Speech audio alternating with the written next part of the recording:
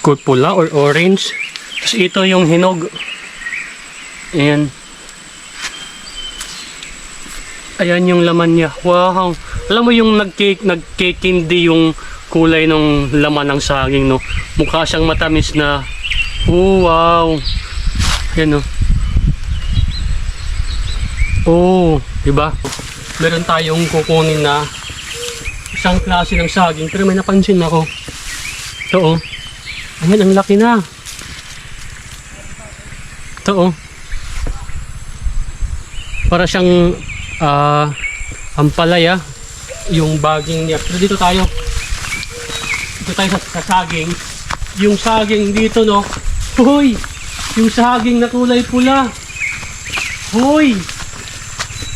Hoy! Ito, oh. Wow!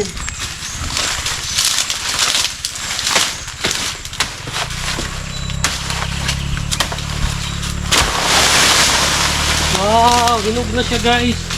Ito yung saging na kulay. Oh! Oh! Yan. Ito yung saging na kulay pula. Ito, oh. Ito tayo. Wow! Sayang, no, kung nakuha natin ng maaga, sana madami pa tayo nakukuha. Pero ngayon, no, ayan, oh, kinain na siya ng mga either paniki or daga, kung ano man yung mga pwede kumain dito. Pero meron pa tayong makakain dito. Yun, istampil ko ang tawag dito sa igbobuti. Ako ulo, yan. Istampil ko, tama ba ako? Kung tama ako sa term ko, istampil ko yung tawag dito kasi yung balat niya, no, kulay pula. Same din dito sa hilaw, no? Ayan, no? Pula or orange. Tapos ito yung hinog. Ayan. Ayan yung laman niya. Wow. Alam mo yung nagkikindi yung kulay ng laman ng saging, no? Mukha siyang matamis na. Oh, wow. Ayan, no? Oh, diba? Ito. Tikman natin, ha? Wow! Grabe ang tamis. Ilang years na yun ako yung nakakain nito.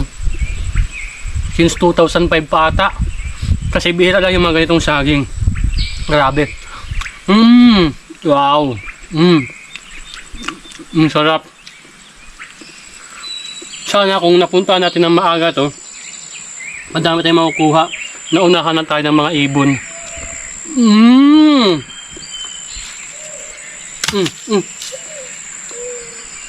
Yan. Istampili ko para siyang wild banana pero tinatanim to ng mga tao. Sa gilid ng mga daan-daan to. Ayan. Kung alam nyo kung anong term dyan sa lugar nyo, comment down below. Dito sa amin, kung di ako nagkakamali, correct me if I'm wrong, kung tama ako sa word na istampil ko.